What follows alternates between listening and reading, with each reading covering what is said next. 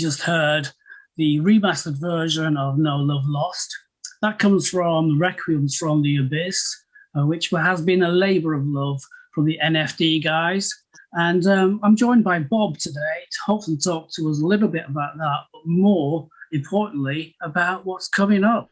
Hi Andrew, thanks for having us on the show. It's great to be here. That was the Requiem to the Abyss box set that should have come out at the end of 2021, but ended coming out in 2022 because of COVID delays. Good old pandemic. So, yeah, that was like a rounding up of the first approximately 20 years of NFD, give or take 6 months to a year, you know. And I thought, let's gather up everything so far and put it all into one box set.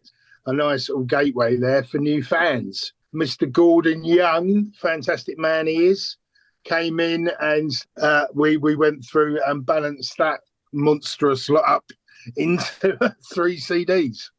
And they've been touched up really nice. It's presented in a lovely box as well. And you just cover pretty much everything from the last 20 years. It's really well put together. You should be proud. Well, thank you very much. We're extremely pleased with it. We did it in association with Jungle Records, which is someone we've been with since the start. And a tip of the hat to those guys, Alan and Graham. You know, we owe those guys a lot. They've been absolutely brilliant. There's something off of every release there, and some of the B-sides and 1 or 2 unreleased things on there as well. Even if you're a long-term fan, it's well worth a purchase, and it's an absolutely ideal introduction if you're new to the group. So the last couple of years, you've been a very, very busy man. Absolutely. I mean, particularly with NFD, we've been working hard the whole time since Waking the Dead, but about the last 2 or 3 years, it's really ramped up massively. And it's been, pretty much non-stop. Today, I was hoping we could chat about the new stuff. Again, well packaged, wonderfully produced. You're the man behind it. Talk to me about that one. Trinity is it an NFD comeback? I don't know. I mean, for us, we never particularly went away. It was a sort of a regrouping. I think maybe let me sort of explain this a little bit. At the end of Waking the Dead, we took a look at things. There was lots of changes. People had left the band. People were moving on. But we'd also sort of hit a bit of a ceiling of how we could progress forward. We had lots of things in our favour and access to a lot of things, which was great, but there were just walls we couldn't surmount. I sort of thought, right, rather than banging our head against these walls, let's look at what we're missing and how to tackle this, and then let's go away for a while. Better to go away and not do anything than sort of just push things into the ground, wear things down. So we stopped. I went away and did some things in my personal life that would put me in a position to provide the things we were missing. And you moved over the pond. Well, I have moved over to America. So I've been over here for 10 years out in California, mostly on the edge of the Mojave Desert. And I should mention someone called Ed Shorrock, fantastic person we both know.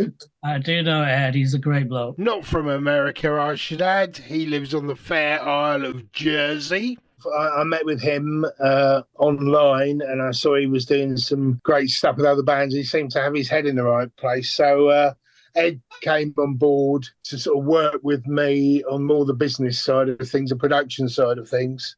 And he was very fundamental to being able to move everything forward. So that's where we did the box set to sort of create a good foundation for everything else. And that's sort of stage 1. And then stage 2 was, like, let's get on and do some new music. That's what people really want. You know, we're not just looking to the past, we're looking to the future.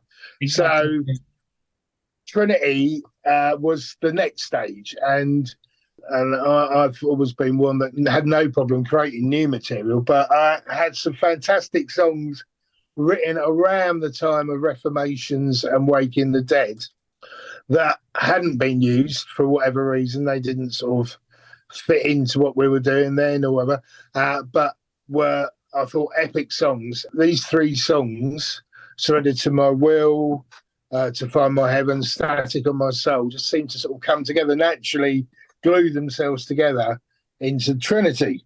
Yeah. And 3 songs, Trinity, that doesn't take much brain work to think that pans out. No. And all 3 songs were 6 to 7 minute bracket. So that's what we forged ahead. We made a decision to do that. And the next thing was like, we thought, well, if we're going to do some new music, this has got to be absolutely right up there on production, quality recording, everything, you know? Yeah, yeah. A total proper wall of sound that is the best that you can put out. Absolutely. So now with the studio available to me all the time, I was able to spend months just working on 3 tracks, you know? Yeah, yeah. That was a luxury, but a necessity, because I'm not like a renowned producer or mixer for that matter. So that gave me the time to get things wrong a lot and eventually get them right, you know? But you eventually got something that you were really happy with. Eventually, yeah. I mean, we just kept going. That was it. I mean, talked about this with Chris and Luca, and it was like, we're just not going to put anything out until it hits the mark. It has to be spot on, yeah, exactly. With Surrender to My Will, for instance, the verse with the bass and the drums is the main soul of that. I spent weeks on just the bass and the drum section, refining sounds, trying new stuff, until I was sitting in the speakers going, that is hitting me in the same way as maybe something like Tower Strength did back in the day, you know? Yeah, my gosh, yes. It's like that widescreen sound. You can hear every tom. The tom's got the details. Yeah, the bass is just clanking away. And until I got that, I didn't move on with the rest of the song, you know? Now, you say 3 tracks. It's classed as a 3-track EP, but it actually pans out more like a full length. 50 minutes. NFD, isn't it? NFD. We don't do things subtly, you know. We sort of just basically do most of the time what we want. And I thought, well, we've already got 21 minutes, only 22 minutes with the 3 songs. So maybe at this point I should point out that the 8 tracks on there's the 3 main tracks of the Trinity, tracks 1, 2, and 3. Yeah, yeah. The 2 remixes or versions, which we'll talk about in a bit, hopefully. And then there's 2 additional versions, which one is got a funny story too. To Find My Heaven, the Penitent Cuts, is a shorter version of the full-length version. And that was planned and then was taken off the board. And then I was visiting my friend Casey Chaos from the band Amen. Yeah, as I do several times a year. And we're standing in his kitchen having a tequila, and I'm playing him the rough mixes. And we've got to where the sort of lead bits start. And Casey goes to me, Bob, I think, you know, you should shorten that guitar solo for the American market, possibly. And I was like, the solo hasn't started yet. He was like, what? I said, no, that's just sort of a bit of a one-liner. It's just the intro, yeah. And at that point, we were like both laughing for a bit. So I said, all right, maybe I should put that back on board. So I re-edited the shorter version because of that conversation that went on there. And the final track on there, a version of Surrender to My Will, is not the original recording, but the original format of how the song started off back 10 years ago. And I should quickly mention track 4, which is a single version of, or as close as we could get to a single version anyway, of track 1, Surrender to My Will, which actually I was really, really pleased with that, especially Chris. We did just a few different things on there, but really nice. And that'll be used, or a version of that'll be used for the promo video we should get out in the next month or 2, which we're very excited about.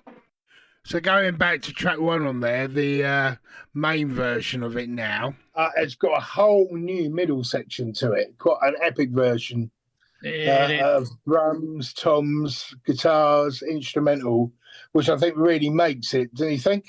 It definitely gives it that like a classical quality. If you were into classical music, that would be like the full orchestra was there for you.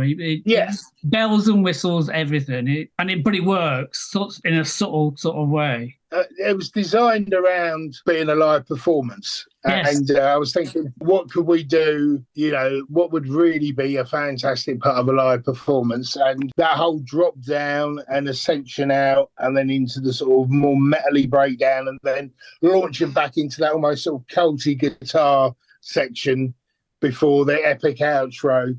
That was also designed or inspired by the thoughts of live performance, you know? Yeah, yeah. Right, Bob, let's take some time out and have a listen from something from this new Trinity EP.